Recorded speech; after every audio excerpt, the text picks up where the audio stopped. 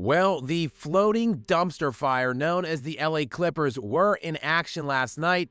They got absolutely eviscerated 129 to 101 at the hands of the Orlando Magic. The loss drops the Clip Show to 4-11 now on the season and in 12th place in the Western Conference to this stage of the young 2025-2026 NBA season. They are now 1-9 in their last 10 games, and their current 4-11 pacing puts them at 22-60 for this season. They're sporting a minus 6.1 net differential, which seems to indicate that things aren't going to get better anytime soon for the team with the oldest average age in the entire NBA. And that isn't hyperbolic or a joke. They actually have the oldest average age in the entire association, which shouldn't come as a surprise to anybody. They were already an aging team, and they did nothing to get younger in the offseason. If anything, they just got older, bringing in players like Brook Lopez, who's 37, and Chris Paul, who's got to be pushing 50 at this point. And surprise, surprise, that hasn't been working out for the Clippers so far this season, a team that had a lot of postseason buzz swirling around it, especially with some of their splashier moves, which entailed trading Norman Powell in order to make room to sign Bradley Beal. And how's that one working?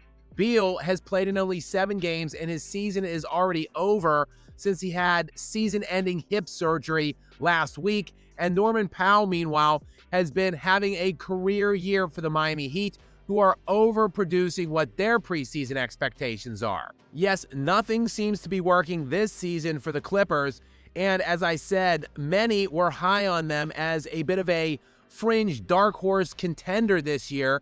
They did, after all, end the season last year in the final 6 weeks with an 18-3 record over a span of time that they produced a plus 13.3 net rating, which at the time put them atop the Western Conference over that span of time, including even the eventual champion Oklahoma City Thunder.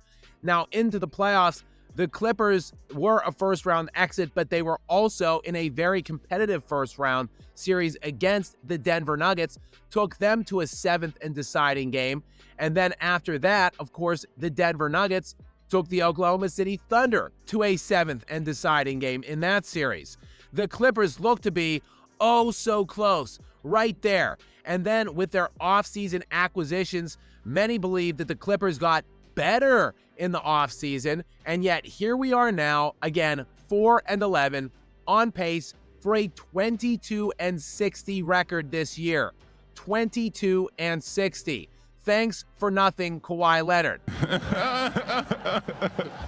Speaking of him, this is what happens when you build your team and bank your franchise on a part-time player, which is precisely what Kawhi Leonard is. He has now played in only 6 of the Clippers' 15 games this season, and in the last 8 straight that he has missed, the Clippers are 1-7 over that span of time. But again, this shouldn't come as any surprise.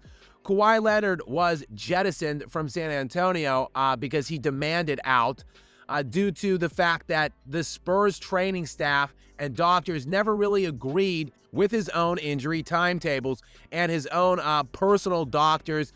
He was always constantly seeking second opinions with his own medical team and sitting out far longer than the Spurs would have liked. There was an obvious rift which was created between player and franchise, which precipitated the trade to Toronto and the Raptors just leasing him essentially as a part-time player for 1 season, and it did pay dividends for the Raptors. Of course, they got that 1 championship, but then he went to the LA Clippers, and he has basically just destroyed their entire franchise. He's been holding them hostage for, running on 8 years now.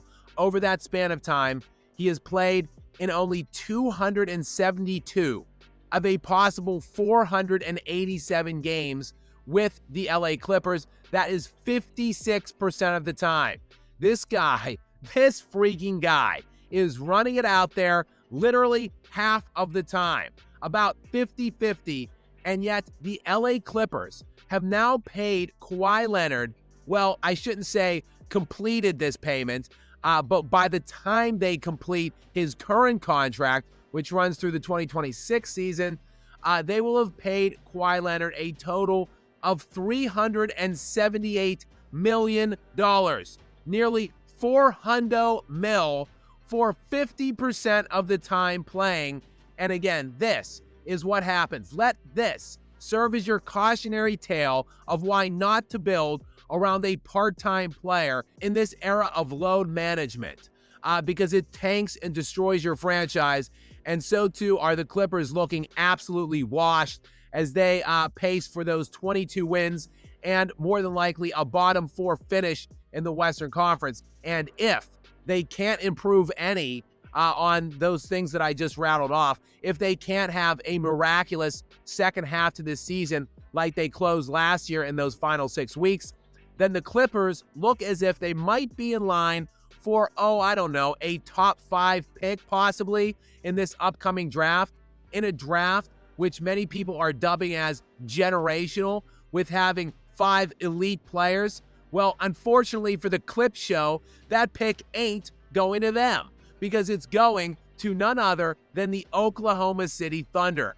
You know, the defending world champion Oklahoma City Thunder. You know, the team that is beating people through the first month of this season by 16 points per game, on their way to a 14-1 record, which has them pacing to be 77-5 this year and likely easily snatch that second consecutive NBA championship.